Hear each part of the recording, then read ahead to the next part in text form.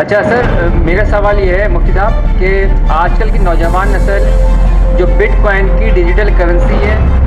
اس کے استعمال کو زیادہ ترجیح دیتی ہے، حالانکہ اسٹیٹ بینک نے اس حوالے سے کوئی بھی پالیسی واضح نہیں کی، بلکہ اسٹیٹ بینک کہتا ہے کہ اس کرنسی کا کوئی وجود نہیں ہے، لیکن نوجوان نسل بٹ کوائن کی کرنسی کو استعمال کرنا چاہتی ہے۔ تو اس حوالے سے کیا دیں گے بٹ کوائن کی کرنسی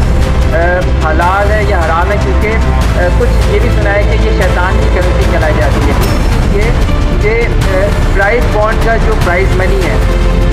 اس کے حوالے سے اور جو شیئرز مارکیٹ میں شیئرز کا جو منافع ہے اس کے حوالے سے کچھ علماء کرام دونوں پرائز منی کو شیئرز کے منافع کو حرام قرار دیتے ہیں۔ تو اس پہ آپ کا کیا موقف ہے؟ کیا یہ دونوں چیزیں پرائز منی جو کہ پرائز بانڈ کی ہوتی ہے اور شیئر کا منافع حلال ہے یا حرام ہے؟ دیکھیے ڈیجیٹل کرنسیز جتنی بھی آ رہی ہیں، بٹ کوائن ہو یا کوئی اور ہو، ان کی کوئی حقیقت نہیں، اور اس وقت وہ صرف سٹہ بازی میں استعمال ہو رہی ہے، ان کا کوئی حقیقی وجود نہیں ہے، لہٰذا وہ اس میں سے کاروبار کرنا، آپ کہہ رہے ہیں نوجوان بہت کر رہے ہیں، نوجوان کو بہت ساری باتیں غلط کر رہے ہیں، تو اس میں یہ بات نہیں اور یہ درست نہیں۔ باقی جو دوسری بات آپ نے کیا کہی؟ ہاں، پرائز بانڈ کا جو منافع ہے وہ بھی سود ہے، وہ جائز نہیں، اور شیئرز کا منافع بے شک جائز ہے، بشرطے کہ کچھ شرائط ہیں اس کی، ان شرائط کے اوپر میرا ایک پورا رسالہ ہے شیئرز کے کاروبار کی طریقے سے، کیونکہ کچھ شرائط کے ساتھ شیئرز کا منافع لینا چاہیے۔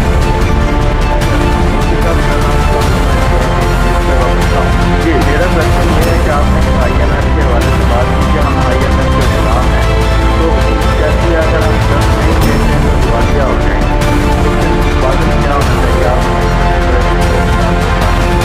آپ میرا کوشچن یہ ہے کہ آپ نے کہا کہ انقلاب جو ہے عوام کے بغیر نہیں آتا، کیا اس وقت کی صورتحال پیدا ہو سکتی ہے ملک کے اندر کہ اب عوام کو کھڑے ہو جانا چاہیے، انقلاب لے آنا چاہیے؟ بھائی دیکھو، آپ مجھ سے سیاسی سوال نہ کریں، آپ میڈیا کے لوگ ہیں اور پتہ نہیں میری بات کو کس طرح آپ اس کو پھیلا دیں گے۔ میں یہ صرف ایک فکری بات کی ہے، میں نے سوچ کی بات کی ہے،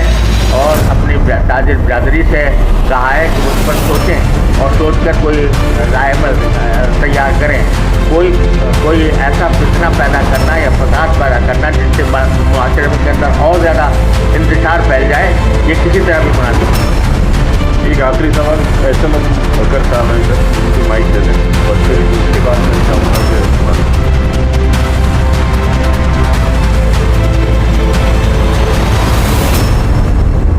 اچھا جی، میرا سوال تو سر میں ہے، جیسا آپ نے بھی فرمایا کہ اگر ہمارے یہاں سارے تاجران اور جو بھی سارے ساتھی ہیں اگر وہ پوری ساتھ دینا شروع ہو جائیں تو ان شاء اللہ تعالیٰ ویسے ہی غربت ہمارے ملک سے یا بلکہ پوری دنیا سے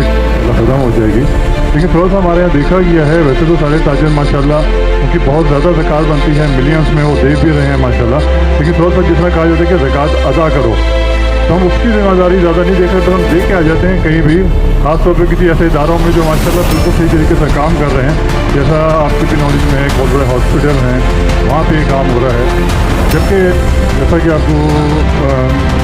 پتہ ہی ہے کہ ہمیں زکوٰۃ اس بندے کو دینی ہے جس کو اس کا مالک بنا کے دے،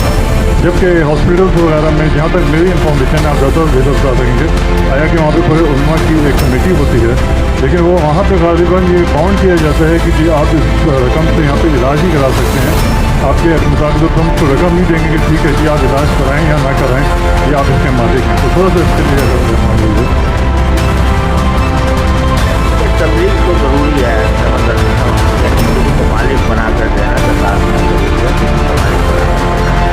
لیکن جو مالک بن گیا ہے ایک مرتبہ، تو وہ اگر کسی اور کو کہتے کہ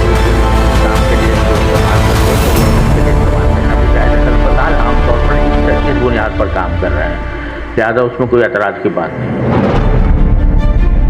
جزاک اللہ حضرت، ہماری خواہش ہوگی کہ یہ در و دیوار یہ ایوان آپ کی موجودگی کا پھر انشاءاللہ شرف حاصل کریں، اور ہم کلمہ تشکر کے لیے بڑھتے ہیں۔ ایک بات مختصر بات میں عرض کروں گا کہ ہم نے دیکھا مختلف پروگرام ماضی میں بھی ہوتے رہے بزنس کمیٹی کے ساتھ، تو ہمارے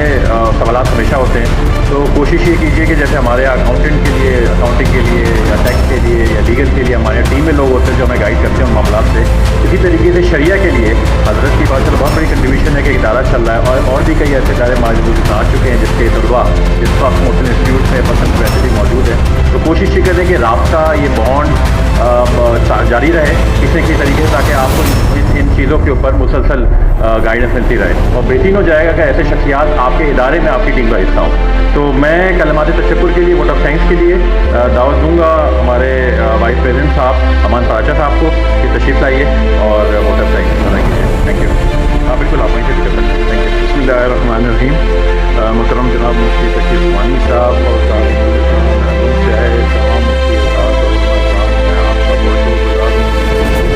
आप यहाँ तशरीफ़ लाए हैं आज हमारे साथ, ये हम सभी गुजार हूँ। और मैं मुफ्ती साहब से अर्ज़ करूँगा कि ये हमारी रहनुमाई करते रहें और जैसे जैसे मौका मिले तो हमारे पास तशरीफ़ लाएँ और हमारे लिए ये बात रहेगी, हमारे पास आते हैं और हमें बहुत रहनुमाई हासिल होती है। मैं तमाम आपके साथ और तमाम लोगों का इमरान का जो भी इमरान लाए हैं मीडिया का टाइम स्कूल के आज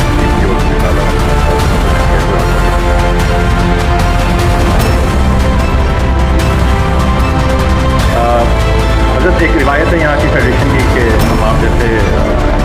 मेहमानों को जाने से पहले क्या शील्ड प्रेजेंट करते हैं। तो मैं दरख्वास्त करूँगा प्रेजेंट साकिब भाई लोगों साहब से कि वो शेख इस्लाम इस्माइल साहब को शील्ड प्रेजेंट करें और बाकी जो हमारे कायदीन इस वक्त मौजूद हैं स्टेज पे वो भी प्रेजेंट साहब को ज्वाइन करें।